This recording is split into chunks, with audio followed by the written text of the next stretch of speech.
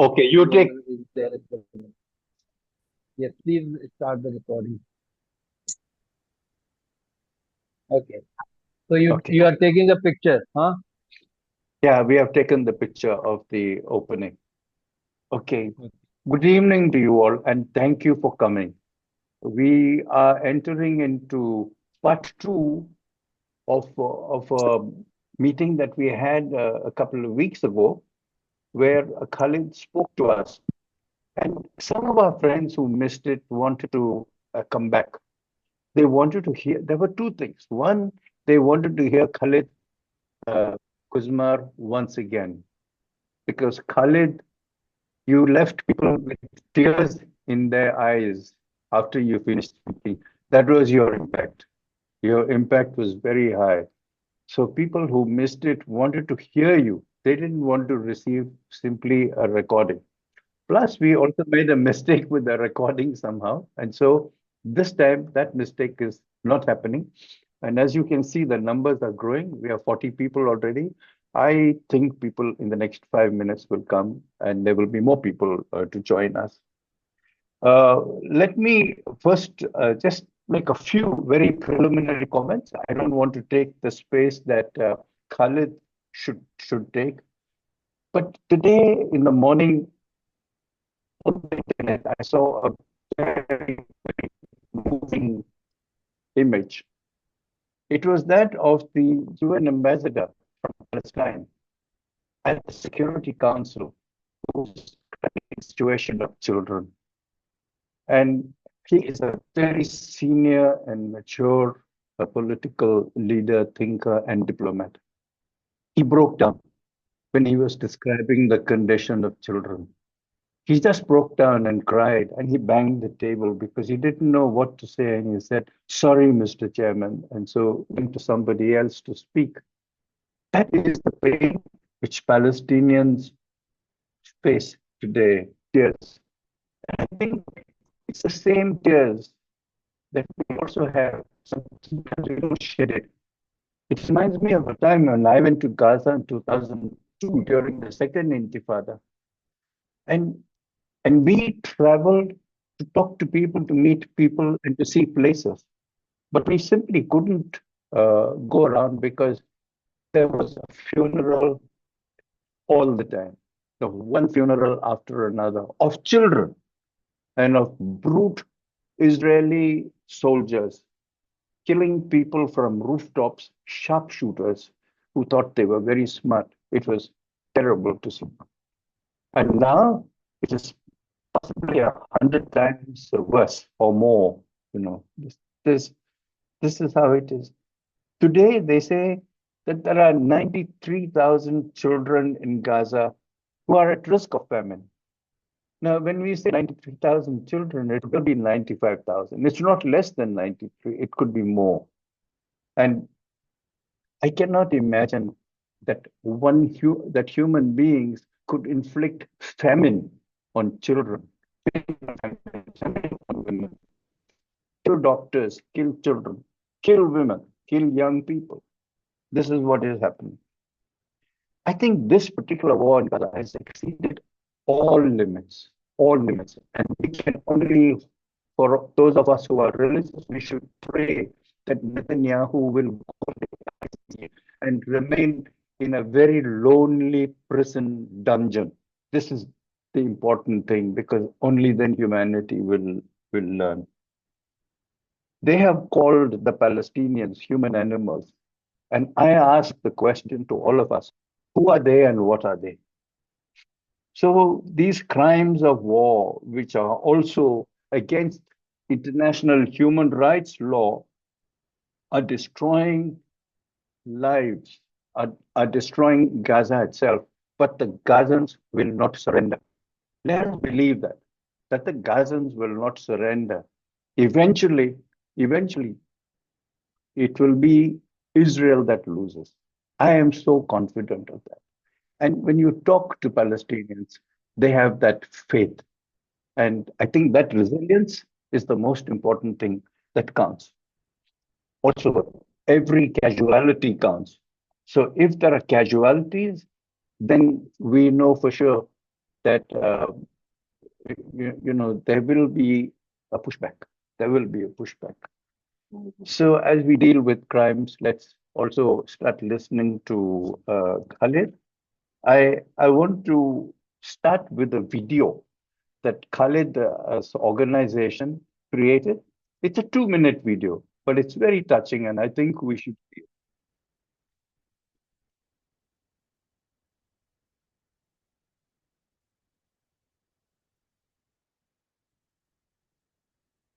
Sorry, just wait a minute, please.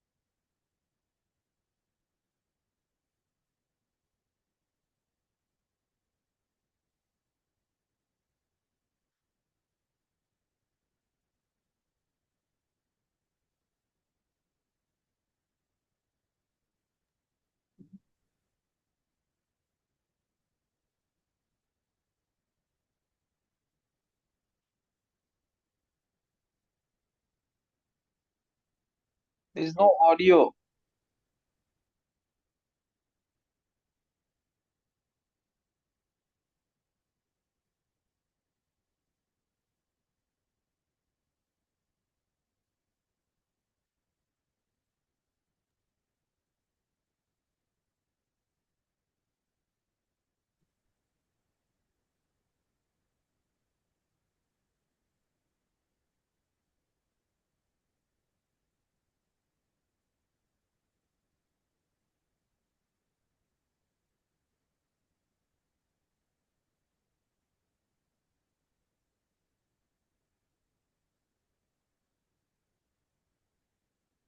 Ranjan, there's no audio. People are saying, There's no.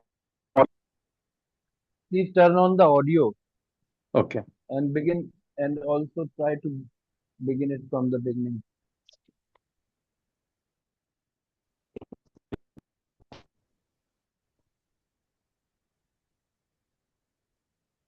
Now, can you hear? Can you hear Yeah, me? yeah, we are hearing you, but not Okay. the audio from the recording. Okay. We'll start again. Can they hear now? Now, can you hear? Yes, we are hearing, but not the video. No. Can you hear the video Please, now? Can you hear the video? no. Renee? No, we can't hear that. We can't Did you hear that. share sound, Ranjan? Share sound.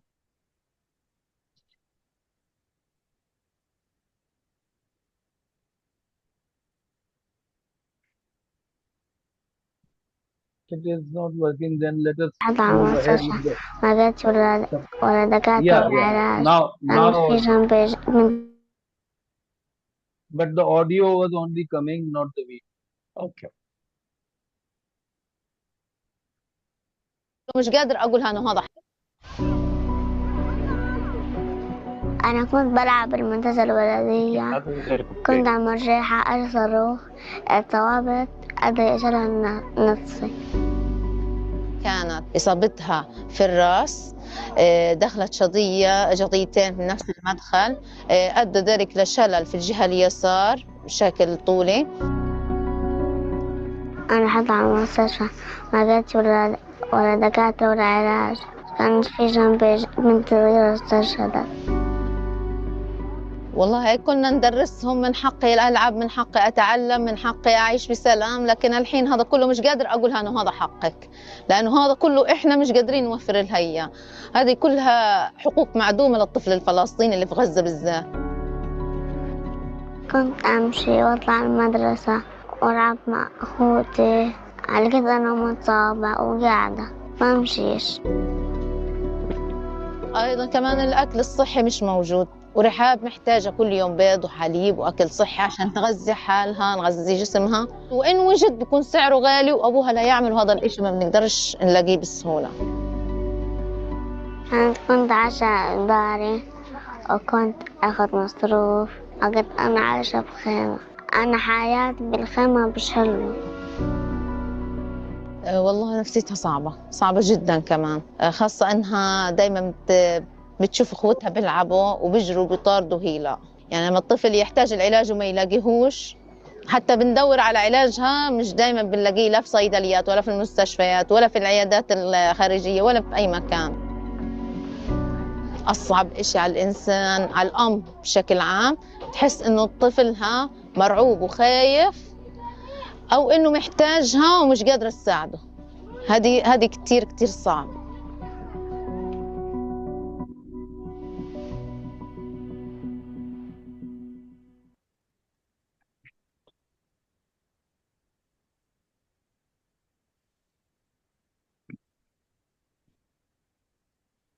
But that was something that was produced by the DCI. And I don't want to comment on it because I think I will take away the spirit of that entire thing. But I think when we talk about resilience, we saw that. And I leave it now to Khaled to speak to us, but I'll just say a few words about Khaled. If I have to say everything about Khaled, we will stay here for another 1 hour. But basically, Khaled works for one of the most important child rights organizations in the world. It's called the Defense for Children International, and it's based in Ramallah in Palestine. He is also president, he's director in Palestine, but he's president of the World Network of Defense for Children International. So we have with us a very eminent person, but as you can see, and the way he deals with us, the way he accepted to come back and speak to us, a very human person, a person with a lot of humility, and who's fighting very, very hard for the rights of children and for human rights in Gaza as a whole, and in Palestine. He has extensively studied international human rights law, and therefore is qualified to give us the kind of lecture that we are looking for. So that's where we are. I will not say too much more about Khaled. We have introduced him, but in a letter that we will send the YouTube out, we will give you much more news. We will give you a 2-page newsletter probably. So Khaled, it's over to you. And after you have finished speaking, please allow Vineet Tiwari a couple of 2, maximum 3 opportunities to translate in Hindi, because we have many people who are more comfortable with Hindi. Thank you. And also, Ranjan, may I make a request at the beginning itself, that every participant must leave their contact details in the chat box so that we can send you later the details and the further programs information. Second is, please make sure that AI is working, Ranjan, so we don't have to call Khaled for the part 3. No, it is recording. It is recording. I hope it is. Okay, move ahead. Don't worry. Khaled, over to you. Okay. Thank you very much, dear Ranjan, for giving me this opportunity to be again with you. Really, I'm so happy to talk with friends, colleagues, human rights defenders, those who believe in the humanity, and would like to hear more about the situation in Palestine. I know that you are following the news, but the situation is beyond even our imagination, not only what we heard in the news. Every second, every hour, there is a new development, a new attacks, a new killing. So it's in the full meaning of unprecedented before. What happened, the atrocities that the world living during the Second World War. Again, it's repeated in a very small area called Palestine. Unfortunately, the situation every day we expect that there will be kind of ceasefire, any changes, nothing happened. Again, we've been looking forward to stop the complicity, the Western states, those who always talking about the international law, about the human rights, but it become very clear the complicity and the discrimination and the double standards that international law, yes, exists, but not for everyone, only for those who are with the white skin. It is depend of the skin of the people, depend of the originally from where the people, and then the law will be implemented. And my dear Ranjan talked about the situation, and to talk about again, to repeat what I talked in the previous talk, nothing changed except the escalation and the continuous of the killing. The situation of the children in particular, civilians are all suffer, but the suffer, as you saw in the video, the children rights. Children are, they are not part of the conflict, they are not part of the political situation in Palestine, but unfortunately they are the ones who are paying the high price of this genocide, the continuous genocide in Gaza Strip, and also expanded to the West Bank. Palestine is a very small area occupied by Israel, full occupation, but it is not a normal occupation. I know that in the history, India being subject to the colonization and the British occupation, but I can say that at the end of the 21st century, yes, I think we are the rest of the colonization is still, the regime is still in Palestine and increasing, and unfortunately the complicity is continuous from the Western states to take care of this colonization system in Palestine and to keep it survive, while in the same time try to use different terminology, different talk, to talk about the human rights, to talk about international law, but in the same time they are lying, they are complicit in the crime. Those who are talking about ceasefire, while in the same time they are providing Israel with more and more arms. If you are care about the ceasefire and looking for the ceasefire, why you provide them with more arms?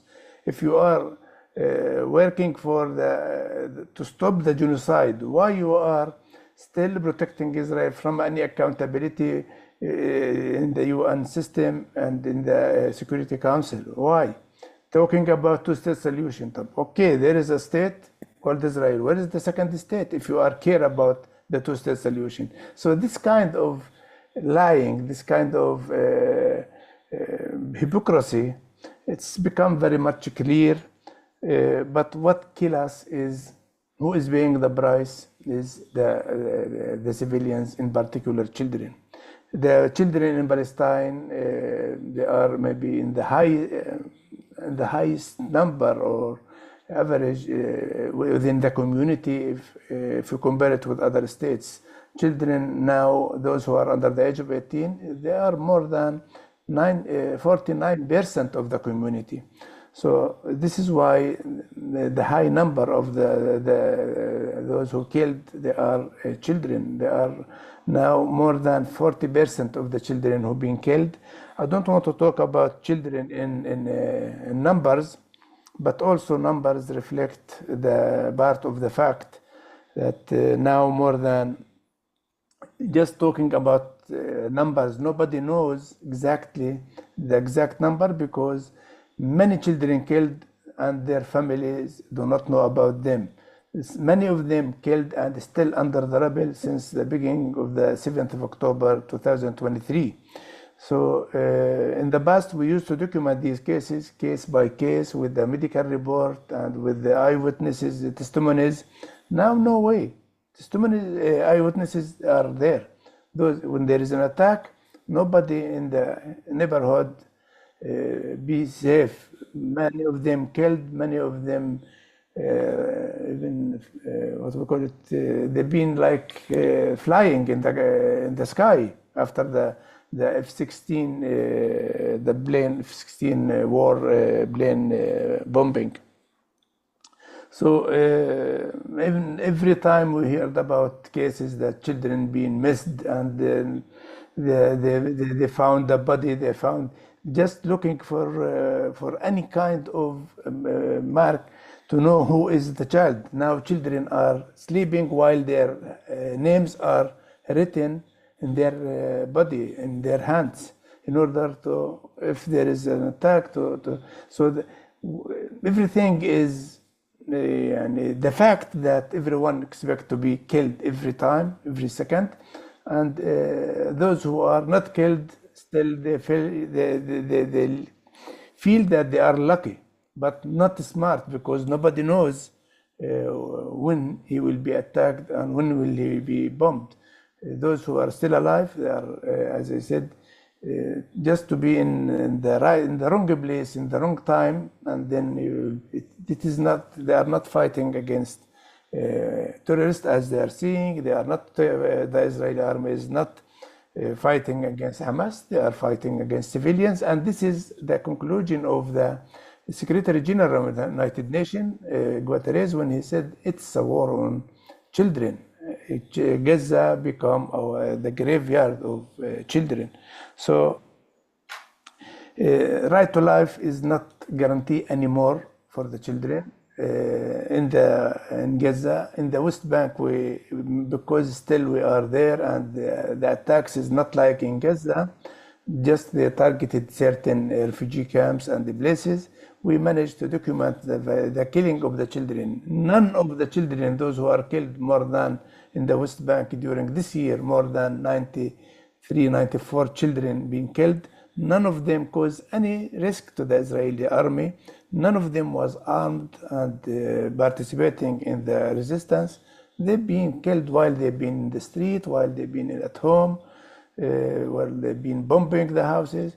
So refugee camps, it's a very crowded place, and then get the tanks, the D9 bulldozers to get in the street, in the refugee camps, in the neighborhood, to damage everything and to pass without care about the life, about the damage, about the children.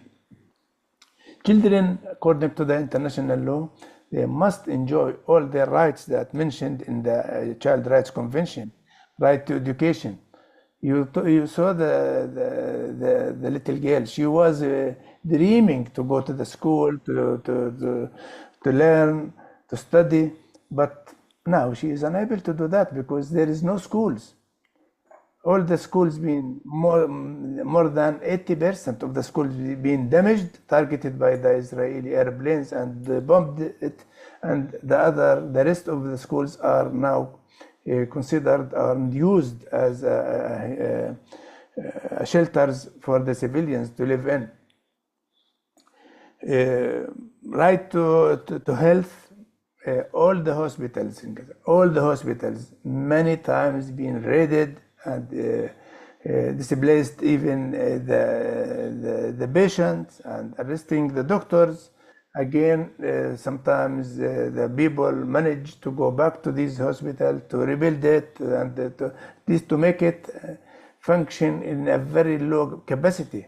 But even that, they've been targeted again and again. All the hospitals, 36 hospitals in Gaza being targeted, and many testimonies being shared from doctors about their experience.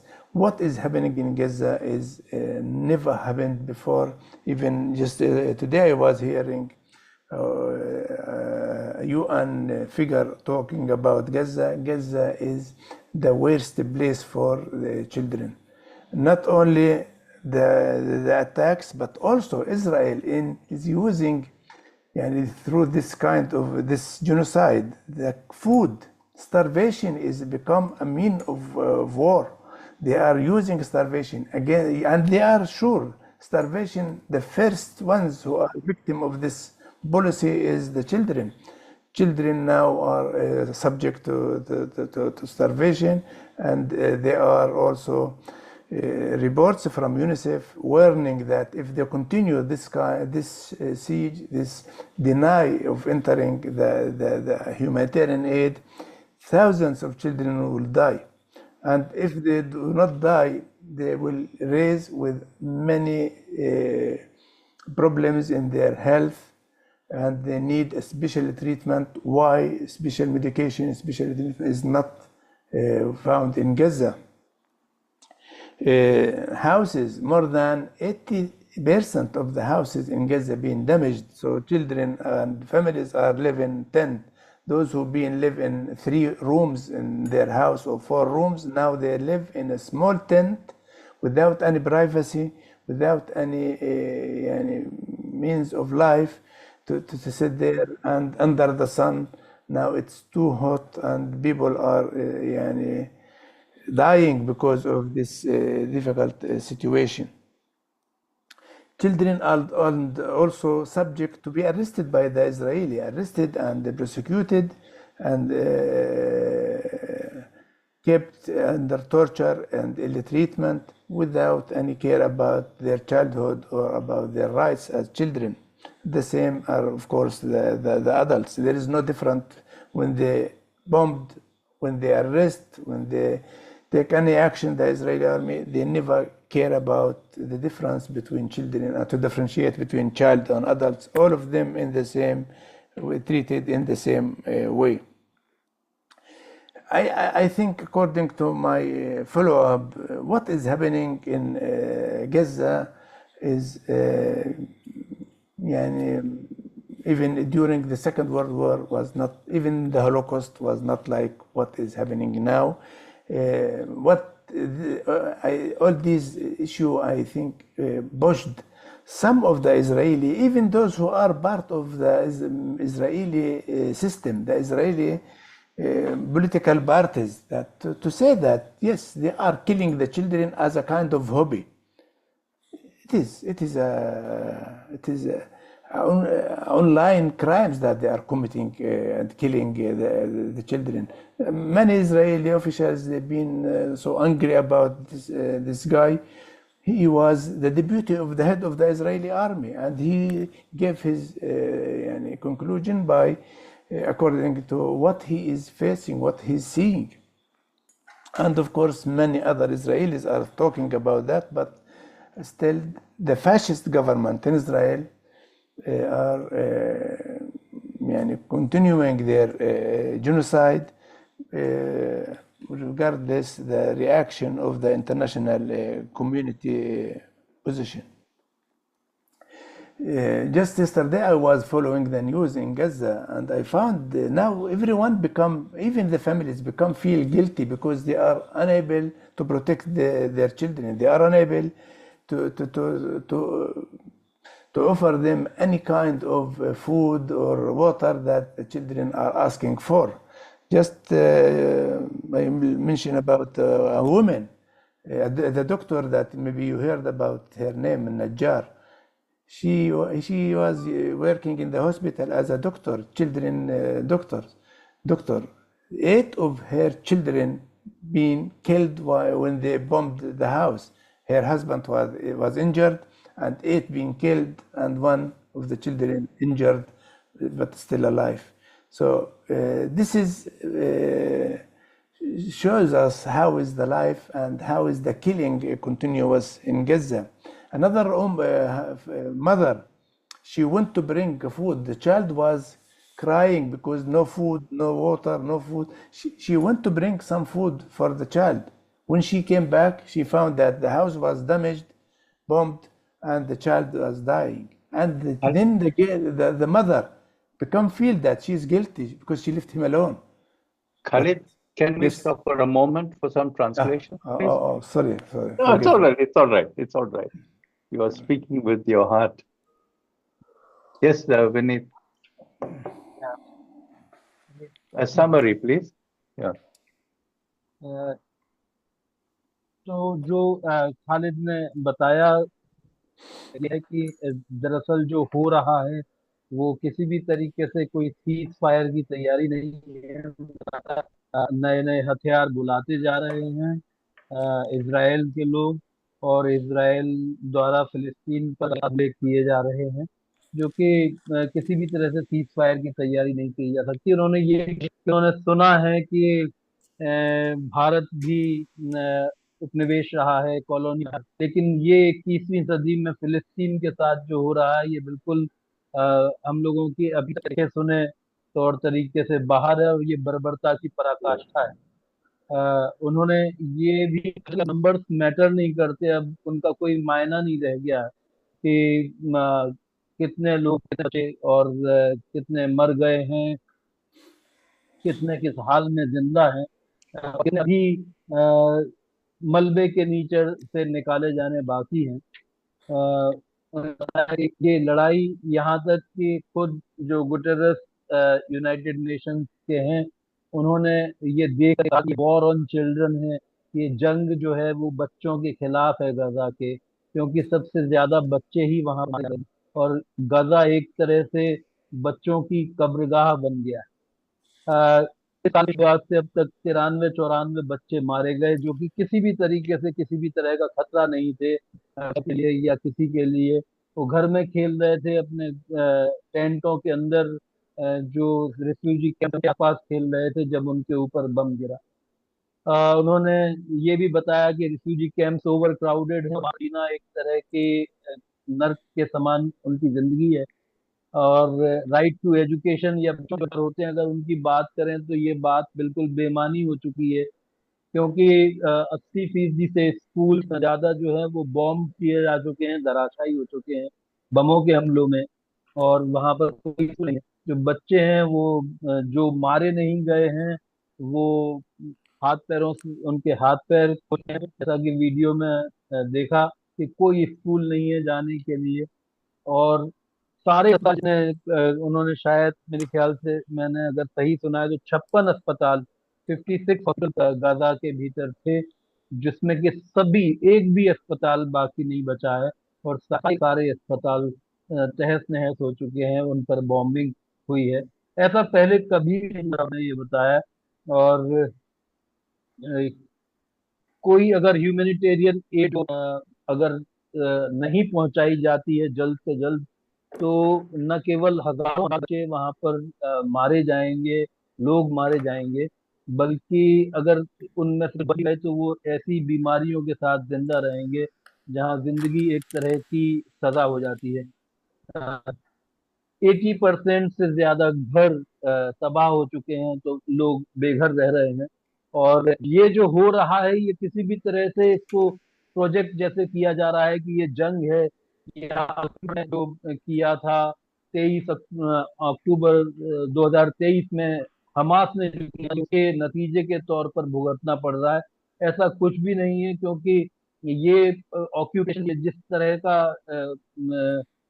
Hall Israel ने फिलिस्तीन का बना रखा है, ये कोई अभी 2023 का नहीं है, ये 1948 के भी पहले जाता है। और जिनको हिस्ट्री नहीं पता है वही इस बात पर यकीन। उन्होंने कहा कि जो बच्चों के माँ बाप हैं वो इतना ज्यादा दुखी और अपने को अपराधी महसूस करते हैं, क्योंकि वो ना बच्चों को प्रोटेक्शन दे सकते हैं, और ना ही वो उनको जो उन बच्चों को चाहिए वो उस तरह की कोई चीज उनके लिए दी जा सकती है। तो ये हालत वहाँ जो है वो बहुत ही बदहाल स्थिति वहाँ पर बच्चों की। I think I have summarised it. Good. Okay.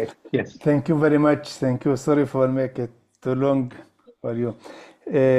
I was talking about the mother that she went to bring food to the child, and when she back, she was killed. She found that he was bombed and killed.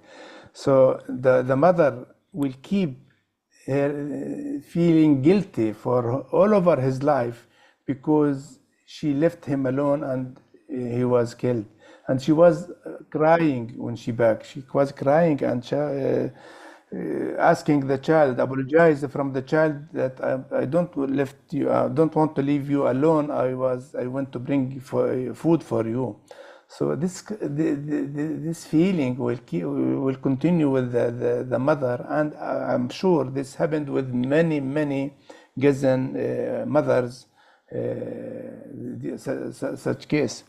Usually Israeli continuous genocide in Gaza is to show that there is no hope for the Palestinians. They try to displace them in a voluntary basis. The people refused, and then they continue using all their power in order to force them to leave. The same, such kind of policy even in the West Bank. And especially this kind of policy maybe works with the children. Children are become, through our work with the children in Gaza or in the West Bank, it's becoming clear that children are become live under without hope. I remember when a few weeks ago a child in the West Bank was killed, and then they find in his pocket his will that he is writing. He wrote before he was killed that there is no future for us as a Palestinian in Palestine as a child. And he was expecting to be killed in any minute, and then of course he was killed also. So through our work, in order to try to challenge such kind of policy, to make it as much as easy to the children, to show them that we are with them, talking with them, communicating with them, sometimes asking international people, human rights activists or UN staff to have kind of discussion with the children, to share with them really the same message that they are repeating it. I don't want to die. They are dealing with the killing is a kind of fact, and everyone expected it. So it's like an option. He was behaving to become like an option. I don't want to die, but I don't know for how long they will keep alive. So it's a very hard message that I received, and also my friends, when they hear that, still asking me if they are still alive, and to try to put kind of connection to put them in touch with the internationals, to keep talk, to maintain. It's very hard circumstances that children are living, and I'm talking about those who managed to talk with them, but in Gaza there is more than 1 million and maybe 100,000 children. Those who are live under such circumstances for more than 602 days, ongoing attacks, ongoing bombing, ongoing starvation. So those who are in need for intervention, psychosocial intervention immediately, in order to, at least to save them as much as save, and not to deteriorate their situation, their psychological situation. Just maybe to stop here to translate and then to conclude my talk. We need? Yeah. तो मैं एक चीज जो पिछली बात में कही थी, पिछले हिस्से में, और जो मैं ट्रांसलेट नहीं कर पाया था, वो मैं रिपीट करना चाहता हूँ। जो बच्चे हैं वो उनको पता नहीं है कि वो कब मर सकते हैं। आज रात में मर सकते हैं, और अगर उनका नसीब ठीक रहा तो कल जिंदा रहेंगे, लेकिन वो मर गए तो वो पहचाने कैसे जाएंगे और उनकी गिनती हो कैसे कम। इसके लिए माँ बाप अपने बच्चों के हाथों पैरों पर, उनके जिस्म पर उनके नाम लिख सके, उनकी शिनाख्त हो सके, उनकी लाश की शिनाख्त हो सके अगर वो मर जाते हैं तो वो करके वो सोते हैं, समझ जाते हैं, तो माँ बाप ये तायद करते हैं कि उनके नाम उनके जिस्म पर लिखे हुए हैं। दूसरी बात, एक एक 1 मिलियन 10 लाख से I'll ask ज्यादा a बच्चे, question. Sorry, 10 Sorry, lakh go से ahead. ज्यादा 10 लाख से ज्यादा बच्चे गाजा में हैं। और ये 1 दिन की 2 दिन की बात नहीं है, 600 दिन से ज्यादा हो चुके हैं उन लोगों को वहां पर। और लगातार ऑनगोइंग बॉम्बिंग है, रोज के धमाकों के बीच में रहना है, और रोज की भूख के साथ में रहना है, और उसके पीछे उन्हीं के साथ में रहना है। और वो किस तरह होता है, ये जो लोग उनके इर्द गिर्द रह रहे हैं, जो बड़े, उनके लिए बहुत ही ज्यादा तकलीफ देह बात रहती है। उन्होंने अपने अनुभव सुनाए, जिनमें लोग उनसे पूछा करते हैं कि वो बच्चा वहाँ मिला या नहीं मिला। और उन्हें ये सुन करके जिस तरह की तकलीफ होती है, वो उसके बारे में बयान कर रहे थे।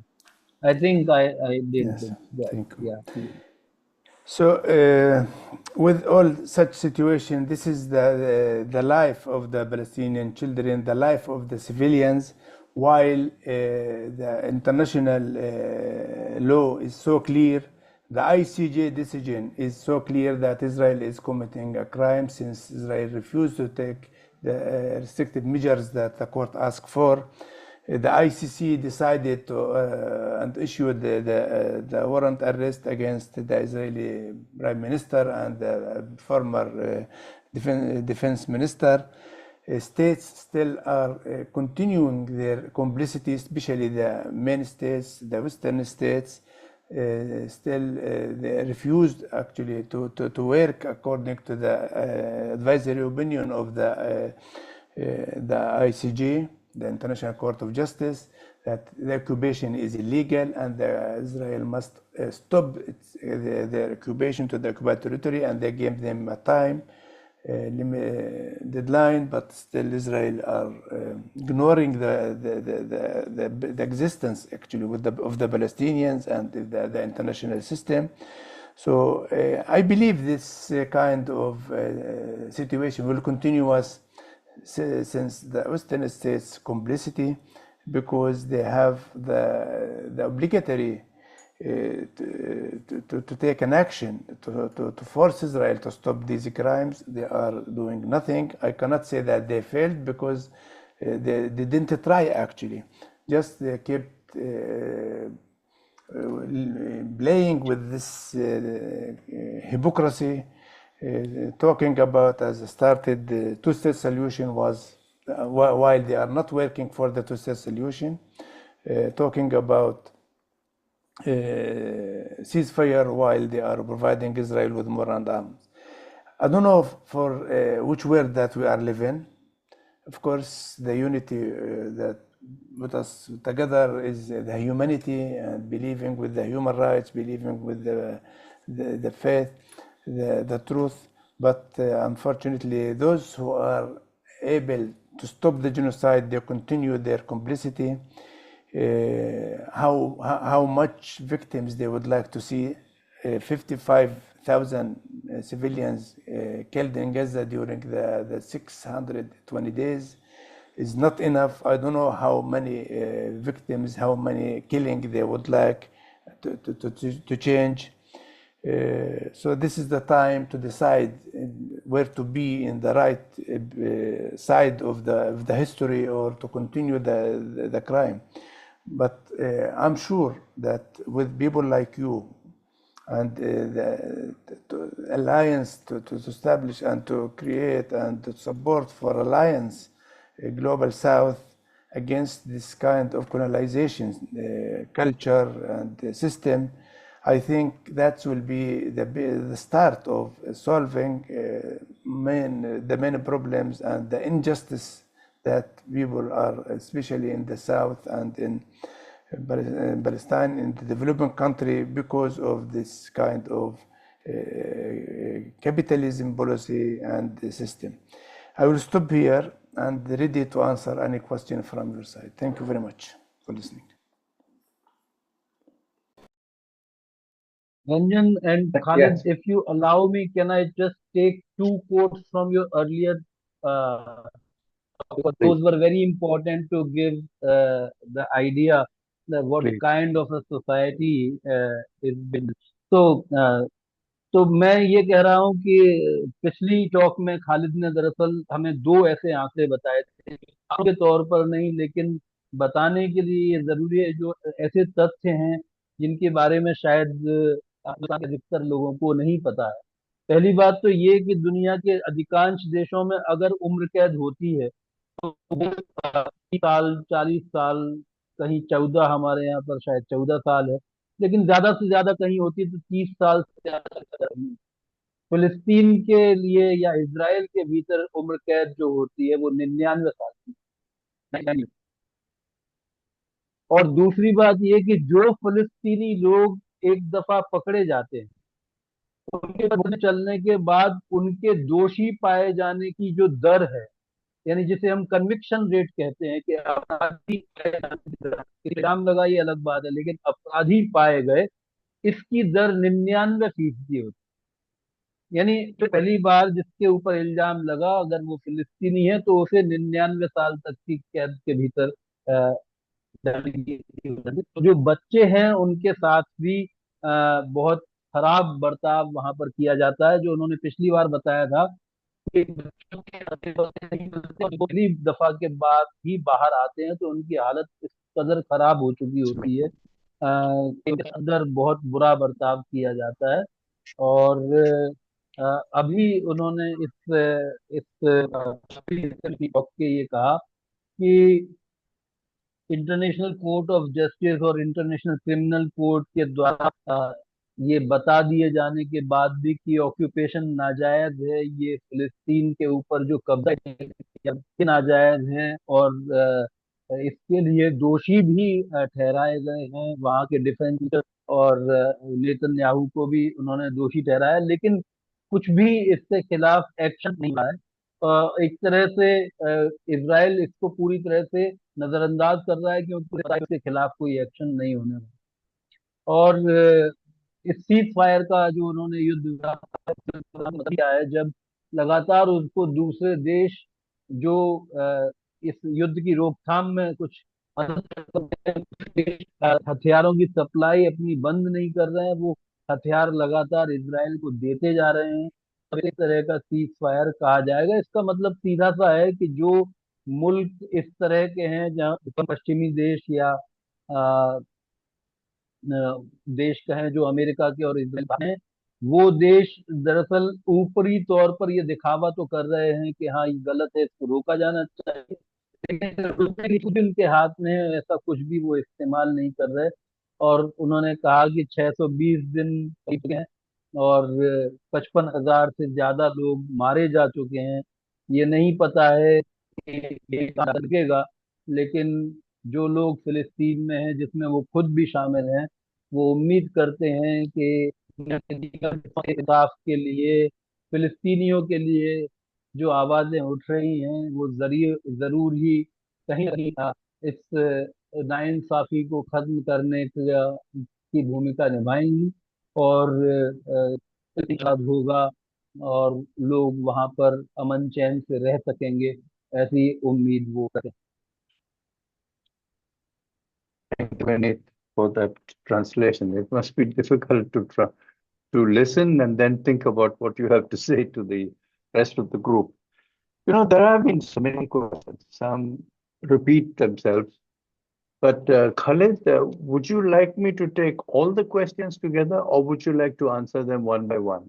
I can give you 9. There are 9 main questions. So please tell me how you want to deal with it.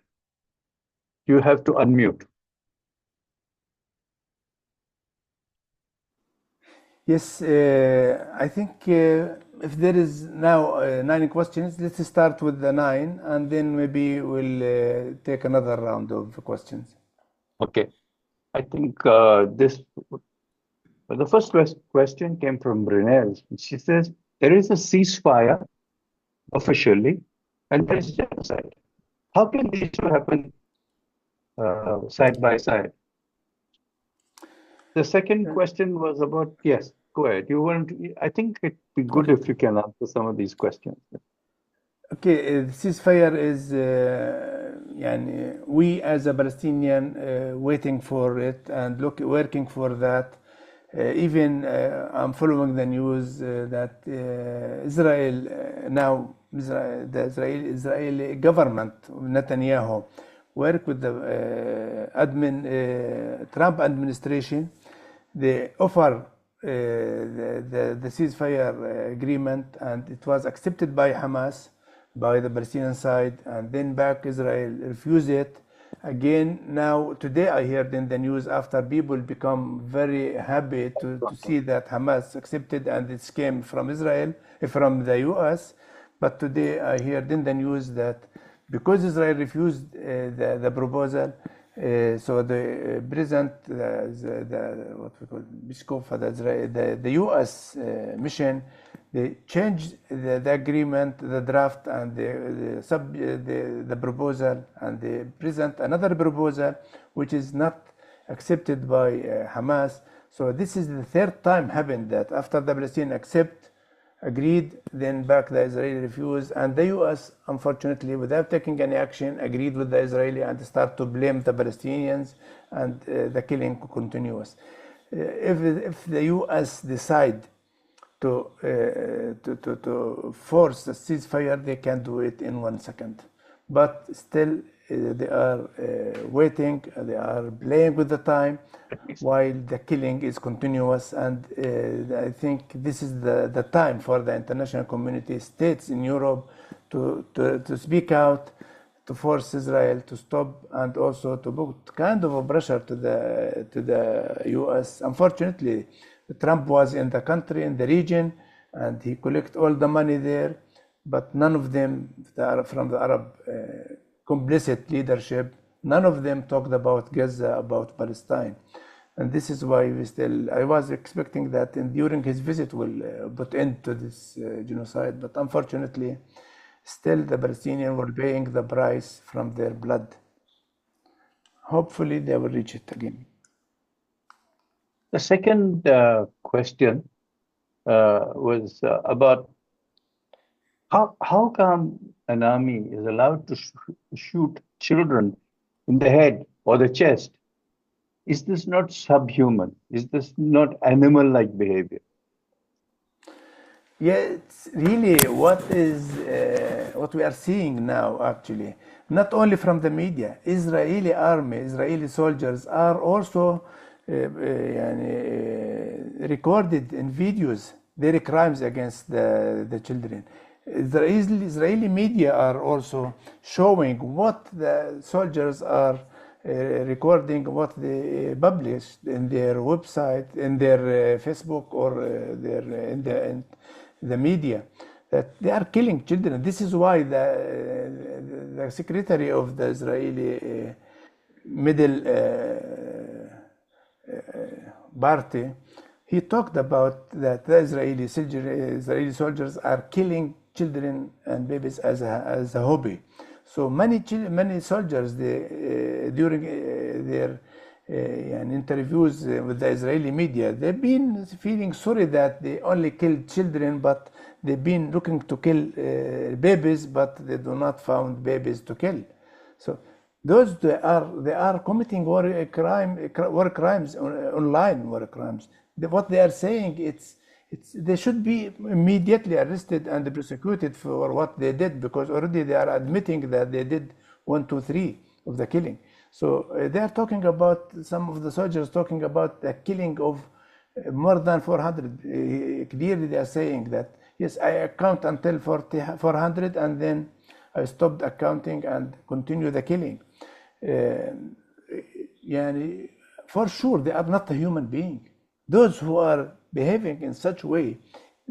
But of course, I'm sure they are sick, they are psychologically sick, and some of them, they react back again to their community, and they killed from their community. They shot their friends or in their community. Many of them now subject to psychological treatment because they are affected by the crimes that they committed with no limit in Gaza and in the West Bank. There is a lot of condemnation coming in the chat box about how children are being treated, and people find it totally unacceptable. We could go into all of those questions, but we have time limits too. A lawyer asks this question: why isn't evacuation possible? Speaking legally. According to the international law, especially the humanitarian law, the Israeli army and the army, even during the occupation or in the war, if they would like to do that, they should be, there is like a purpose, very clear proposal to evacuate the people, the civilians from place in order to take, to continue their military operation. But Israel is taking the part from the international law that they have the right to do that, but the law is so clear. The 4 Geneva Convention is clear. Where to flee them, where to evacuate them. They have to offer them a safe place with the food, with the water, and to stay there, and of course shelters to stay there, and then they can be back after the end of the military operation. But Israel is doing that by asking them to get out without offering them any kind of protection, without offering them any means of life to go to where to go. As Mr. Borrell, the head of the former EU former international policy, he said where to evacuate, where to the moon, because they are moving. Many families in Gaza, many cities in Gaza, they've been evacuated for more than 10 times. So even the tent is not offered now. They have no tent to sit in because they left, and when they evacuated, they are walking. They cross kilometers, sometimes 10 kilometers from place to place, and how they can carry their belongings. So they are leaving them alone. It's like animals they behave. So Israel is violating all the international law, all the war laws, and the victims are paying the price of such crimes. I'm going to combine 2 questions, and after that is answered, if Vineet can summarize the answers, it would be good, I think, because Yes. people are listening. I'll do that. One is the question. I'm combining 2 questions or several questions. What can India do? What do you expect India to do? Because India has taken a very strange stance. We are actually supporting Israel. We are giving them armaments. We are even sending people to kill Gazans or Palestinians. This is one.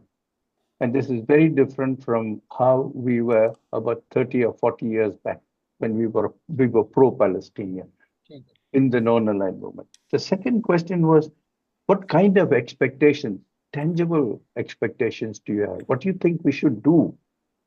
And I want to combine that with also the question of the Arab states. Why are the Arab states silent? I think the Arab street is different from the Arab regimes. There are 2 differences. So can you please comment on that? A very important question. Yes, we expect a lot from India, and India can lead now. When we talk about the global south, we are looking for India to lead, as in the time of Mahatma Gandhi managed to liberate India from the British colonization. And we are looking for such kind of role that India can do. But unfortunately, the government in India, I'm sorry to say it, that still they are complicit in the crime of genocide. They are still friends of Israel, still supporting Israel with arms, still offering Israel protection from accountability. I think the communities, activists like you, those who believe in the humanity, I think in the level of the activism, and in the level of the local councils, in the municipalities, they can create the change. They can start speaking out and asking the government to take an action. I think if they become the number of those who are protesting against what is happening in Palestine with hundreds of thousands, I think it will be a kind of pressure on the government to start to change, and this is the time to change. Otherwise, it will be too late if they continue their complicity as a government, and the genocide will continue. This question is asked by also for the Arab leaders. There is, as you agree totally with you, a big difference between the street in Arab country and the leadership. The leadership is all of them complicit, all of them. They had the Arab League conference. What happened? Nothing. Even Palestine was not much mentioned even. Just talk during the session and they get out without any action. And I think also Arab people, Arab streets must be get out. There is in very few places, like in Yemen, they are every Friday getting out millions of people. In other places, they still, unfortunately, they are not. And of course, also the government, to be honest, the governments in Arab countries, they are taking actions against the protesting, those who are protesting, and some of them in prisons. To add to you also, there is Palestinian security forces arresting Palestinians, those who are demonstrating against the war on Gaza. It's now it's like an alliance supported by the U.S. and the Western states, and kept part of they become part of the genocide. From my side, legally speaking, they are part of the genocide, since they are they can do something to stop the genocide, but they kept sometimes silent and sometimes even complicit in the crime. There are so many questions. This conference that is supposed, we need, please translate, because somebody said translation, please. Hindi, please. मैं बहुत संक्षेप में जो 4-5 सवालों का इन्होंने जवाब दिया, सीज फायर और जंग दोनों, युद्ध विराम और युद्ध दोनों साथ साथ कैसे चल रहे हैं, तो उसका उन्होंने जवाब दिया कि जो युद्ध विराम की शर्तें लाई जाती हैं उन पर कभी एक पक्ष राजी नहीं होता है, फिर कुछ इस तरह की शर्तें जाती हैं जिन पर कि दूसरा पक्ष राजी नहीं होता है, और इस बीच में जो हमले हैं इजराइल के वो लगातार हैं, इसलिए वो एक तरफ सीज फायर की वो बातचीत सुनने को मिलती रहती है, लेकिन वो जंग जो है वो जारी रहती है। दूसरा उन्होंने कहा कि फौज बच्चों को मार रही है के जवाब में, और ये केवल इतना भर नहीं है कि फौज बच्चों को मार रही है, बल्कि वो फौजी बच्चों मार रहे हैं, वो इसका वीडियो बनाते हैं, उसका वीडियो वो अपने वो उस मारने को इस तरह एंजॉय करते हुए दिखाई देते हैं।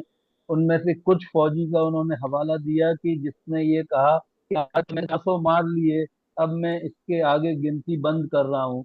और एक तरह से उन्होंने ये कहा कि ये वही आम लोग या आम मनुष्य नहीं रह गए हैं, ये मेंटली सिक हो गए हैं, और कई बार इन्होंने इस तरह अपनी कम्युनिटी के भीतर भी किए हैं, जो इस चीज का सबूत है कि इनको एक मदद की जरूरत है। दूसरा उन्होंने कहा कि इन लोगों के लिए कोई जगह नहीं है, मतलब किसी ने सवाल किया कि इनको कहीं और क्यों नहीं इवैक्यूएट नहीं करवा लिया जाता है, जंग के जहां हाल है वहां से बच्चों को और बुजुर्गों को या इन लोगों को जो निरपराध लोग तो कहीं और शेल्टर क्यों नहीं दिया जाता। तो उन्होंने कहा कि जिनेवा कन्वेंशन के मुताबिक ये होना चाहिए, लेकिन इसराइल किसी भी तरह के अंतरराष्ट्रीय या जंग के दौरान जो नियम माने जाने चाहिए किसी भी नियम को नहीं माना है, और वो उन्हें लगातार बाहर धकेलता जा रहा है, लेकिन ये नहीं बता रहे हैं कि कहाँ जाए वो। और उनके लिए कोई शेल्टर कैंप होना चाहिए जहां पर कि वो कुछ समय रहे, जहां उनके पास कुछ समय रहने का कुछ इंतजाम हो, सुरक्षा हो, और फिर उसके बाद जंग खत्म होने के बाद वो वापस अपनी जगह पर रहे। कायदा तो ये कहता है, लेकिन लोगों को टेंट भी नहीं बचे हैं। कई बार ऐसी स्थिति है कि लोग 10-10 टेंट बदल चुके हैं और अब उनके पास टेंट भी नहीं है, और वो पैदल चलते चलते ही अपने दिन गुजार रहे हैं। क्या कहें उसको, इंतजार में, 6 दिनों के इंतजार में कि शायद ये वक्त कभी खत्म होगा। और बहुत सारे सवाल आए हैं कि हम लोग क्या कर सकते हैं या हिंदुस्तान क्या कर सकता है, तो और बाकी देश कर रहे हैं, ये भी सवाल पूछा गया। तो उसके इस सवाल के जवाब में उन्होंने कहा कि भारत से हम उम्मीद उस तरह की रखते हैं जैसी उम्मीद महात्मा गांधी के समय से पैदा हुई थी, क्योंकि महात्मा गांधी ने फिलिस्तीन का पक्ष लिया, उन्होंने फिलिस्तीनियों के साथ इंसाफ की बात की थी। और अब जो उन्होंने कहा जो फिलहाल काबिज है भारत में, उस सरकार का रवैया इस तरह है, काफी हद तक वो सरकार भी अरब देशों की सरकारों की तरह ही केवल जुबानी जमा खर्च देने का काम कर रही है। उन्होंने ये भी बताया कि जब ट्रम्प वहां आए तो वहां की जो अन्य देशों के शासक उनसे मिले, किसी ने भी गाजा के बारे में उनसे बात नहीं की कि यहाँ क्या हो रहा है। और उन्होंने कहा कि अगर ट्रम्प या अमेरिका, लेकिन वो खुद इसमें हैंड इन हैंड, वो तो पूरी तरह शरीक हैं इस पूरे कत्लेआम में, इसलिए वो से नहीं कर सकते हैं। भारत की ओर से उन्होंने जो कहा कि हम लोग, उन्होंने यही कहा कि आप लोग एक बहुत बड़ा जन आंदोलन खड़ा करने की कोशिश करते हैं, सरकार के ऊपर दबाव डाल सकते हैं कि वो हमारा पक्ष लेने के लिए विवश हों। और यही एक की फिलहाल मदद कही जा सकती है। Thank you, Vineet. There are 3 questions, and what I'll do is let's take them. If you can give short answers, and Vineet can give short translations. Then we have one more speaker to give us the way forward, and perhaps there will be conclusions. I don't know. Maimuna is our kind of moderator. She had to go away for another meeting. That's why I'm moderating. I'm sorry, you're seeing too many male faces rather than the fact that IPSN is quite dominantly a woman. Women's presence is very important here. But the question is, people are saying that, the comment is, Palestinians know that if they leave, even for temporary purposes, they will never be able to come back. Israel wants to ethnically cleanse all of Gaza. Can you answer this quickly? And Vineet, can you immediately translate this? I understand you well. Yes, the Palestinians live under such circumstances, but not in this level of the genocide. Since before even establishing the state of Israel, because they've been subject to the British mandate, and during that time, they've been the Israeli, Jewish in that time, Jewish militia, those who used to target the Palestinian communities and to kill. And at the same time, they've been protected by the British mandate, and they continued, and we've been subject to what called the Nakba. More than 700,000 Palestinians being forcibly displaced, and in that time there've been more than 50% of the community, the Palestinians in Palestine. But even that, the 700,000 now they become 6 million around the world, but also in Palestine, inside Palestine, there is around 6 million. So we will never give up. The Palestinians will keep living there in their own land, and will keep the resilience, and we will keep the work towards achieving the right of self-determination, which is a fundamental right according to the UN Charter, according to the international law. And of course, now we have more and more support around the world. Of course, the price is so high from the blood of our people, but now Israel is a well-known apartheid state, is a well-known genocidal state, a well-known as a war criminal state, and the legal occupation. There is ICJ, the International Court of Justice decision. The leaders of the Israeli, the government, and the prime minister is is wanted to the International Criminal Court, and all the human rights organizations, defenders, expertise, they are talking clearly that, analyzing legally speaking, that Israel leaders should be prosecuted in the international courts because of the international crimes that they are committing. So such kind of development, myself, I never expected to see it in a short time. Even the Israelis are talking about it now, that it become clear that Israel, instead of presenting Israel in the past as the only democratic state in the world, it become a criminal state everywhere, well known. So I'm sure the suffer maybe will continue, but not for forever. We will achieve our right to self-determination, and with the support of activists like you around the world, I think the humanity will win at the end.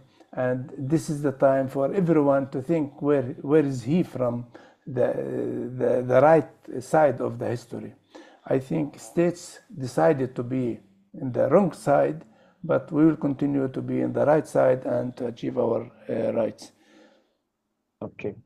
There are questions that are mounting on this chat box. Khaled, this is what you have done to us to wake us up. And, before we go ahead, I think we will try and stop with this. We need, please translate what he said, and then we can move to Rushta. दरअसल उन्होंने 1548 को जब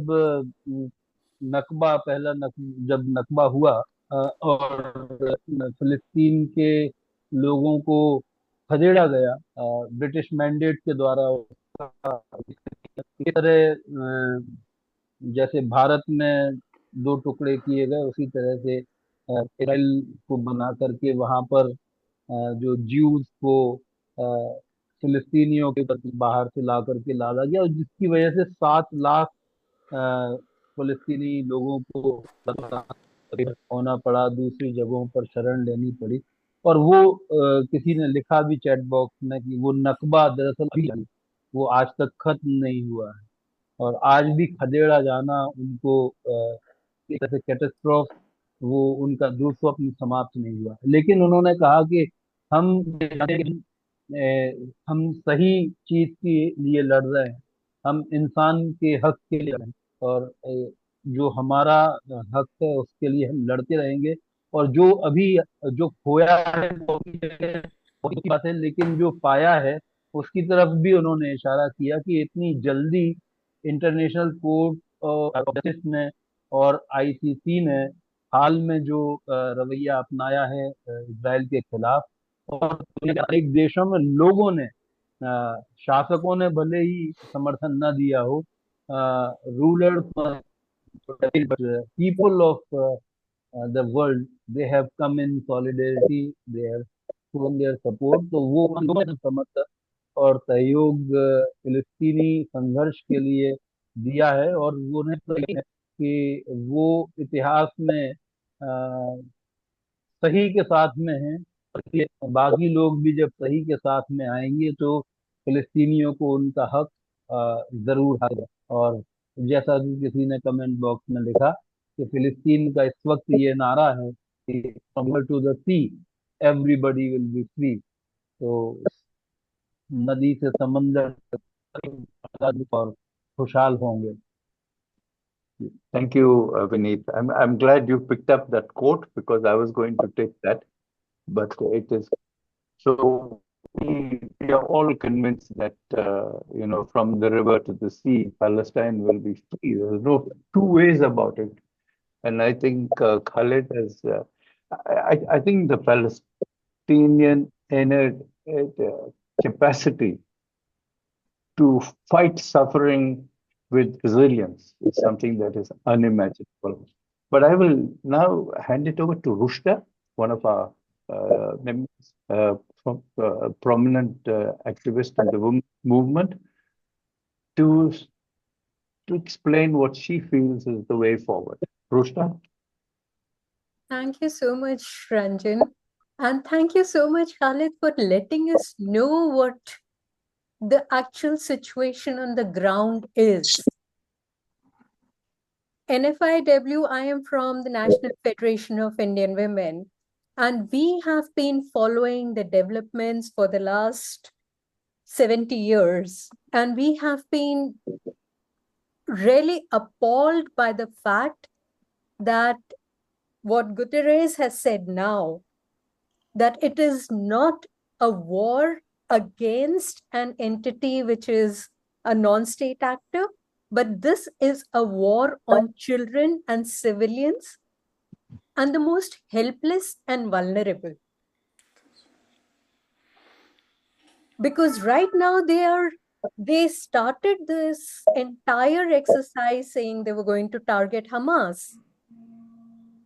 Now they're saying every Palestinian is going to be Hamas, even the ones who are not yet born.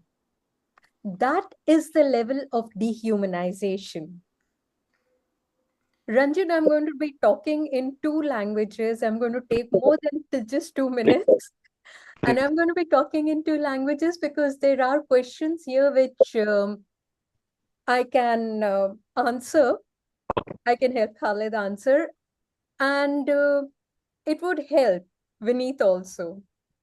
The first point that everybody here is asking is, what is the way forward? How does India come in?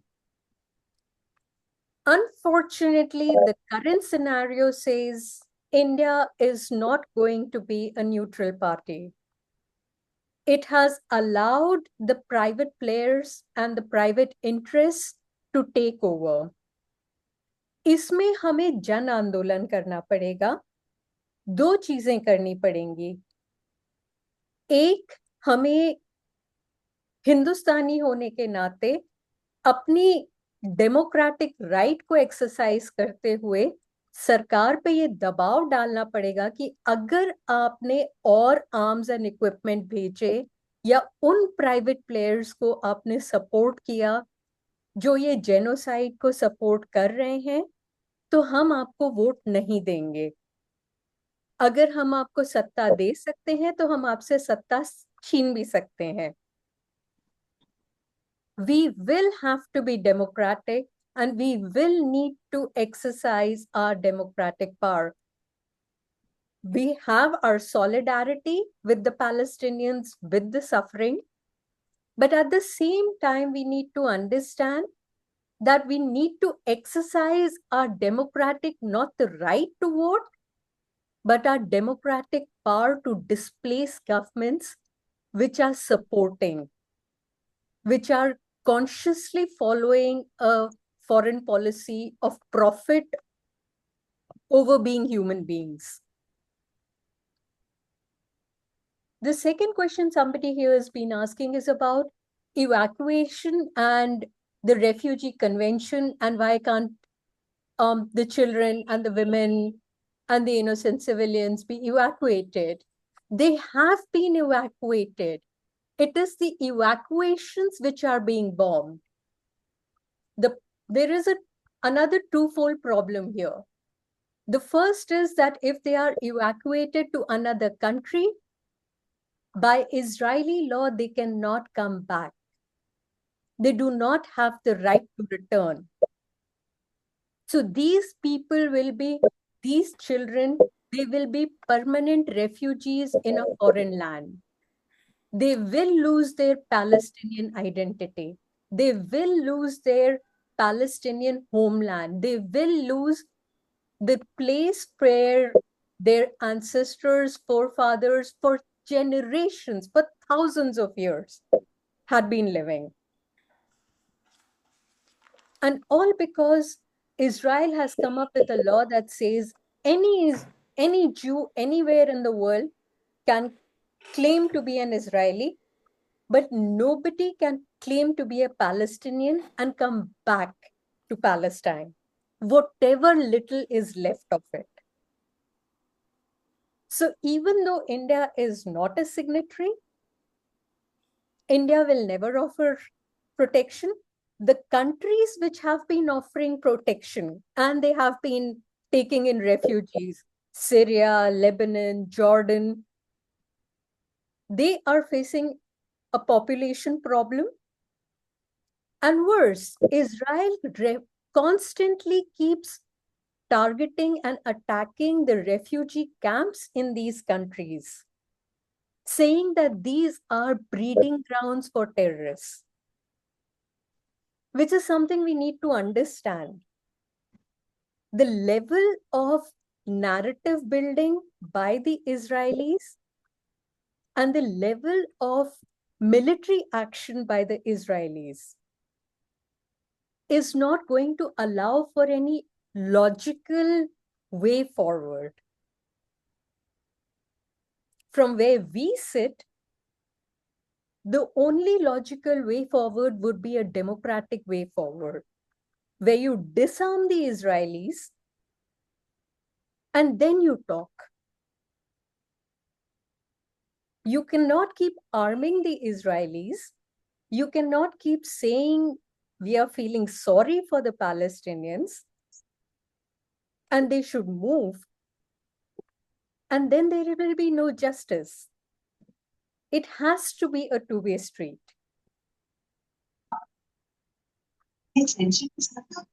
ये बात हमें बहुत आराम से समझनी होगी और बहुत ध्यान से समझनी होगी कि हम लोग उस दोराहे पे खड़े हैं कि हमें क्या करना चाहिए, क्या नहीं करना चाहिए, हम कितने इंसान हैं, ये बात हमें समझनी होगी. जैसे ये सारिका दी ने यहाँ पे कहा कि इन लोगों के, इन बच्चों के सपने होंगे, इन बच्चों के ख्वाब होंगे. इन बच्चों ने तो दुनिया देखी ही नहीं है, इन्हें तो पता ही नहीं है कि दूसरी दुनिया में बच्चे भी रहते हैं, उनसे वो दोस्ती भी शायद कर सकते हैं. उन्हें पता ही नहीं है. उन्होंने स्कूल्स नहीं छोड़े, अस्पताल नहीं छोड़े, घर नहीं छोड़े.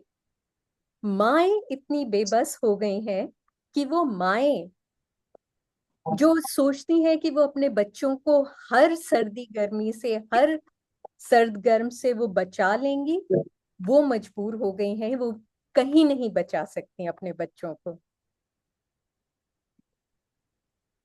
That is the criticality of the situation. And yes, the ICJ has taken a decision. It has prosecuted, it has declared this to be a war crime. It has given its decisions. But there is no power which is ready to stand and say, disarm Israel, prosecuted, convicted, criminals need to be jailed and taken away from society. None of the prosecuted Netanyahu or other members have been jailed. There is absolutely no move towards censoring them. It is tragic, it is unfair, but it is very true. The power dynamics is very skewed. And somewhere along the line, we will have to rely on the old Indian saying, भैंस से बड़ी अकल होती है. तो हमें कुछ जो भी करना होगा, अपनी अकल से करना होगा. We will have to be smarter. That is all that I can say. The way forward is yes. One of the way forwards is being more democratic, seeking dialogue, seeking equality, seeking a disarming of forces, and then If there is anybody who can come up with a better solution, support it. That's all that I can say. Thank you so much, Khaled Saab. Thank you so much, Ranjan. Thank you. Thank you, Rushda, for your for all that you said, because it's very important that you first affirm what Khalid is asking for, and you also affirm what many of our participants are saying. And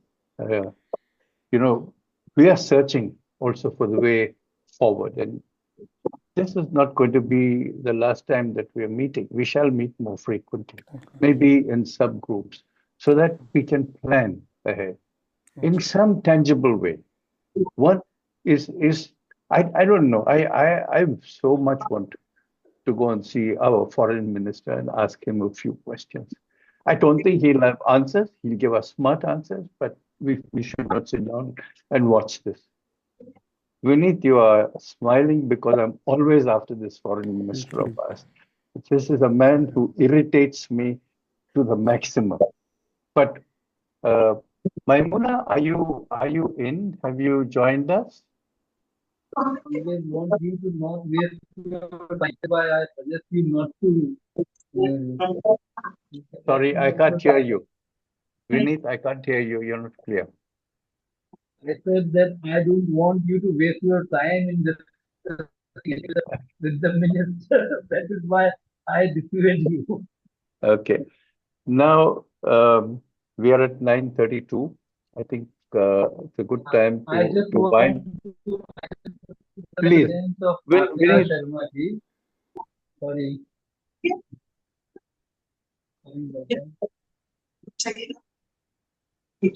Thank you. you are not clear, Vineet. Please, if you, I think you have to take that. Yeah. Can you listen to me now? Yeah, it's a little better, but your sound is not clear. I just wanted to underline the presence of here Hindi writer, novelist, who is present in today's audience and she has written a novel on Nakba. So maybe we can hear her sometime and experiences also we can have. That is good. Okay, we shall say someone. We shall wind up now because we must. The numbers start falling as the time goes by. So before it gets too slow or low, let's wind up. But this has been a very challenging encounter. We have had so many good questions, and I think we as IPSN have to sit with these questions and figure out what it is we must do.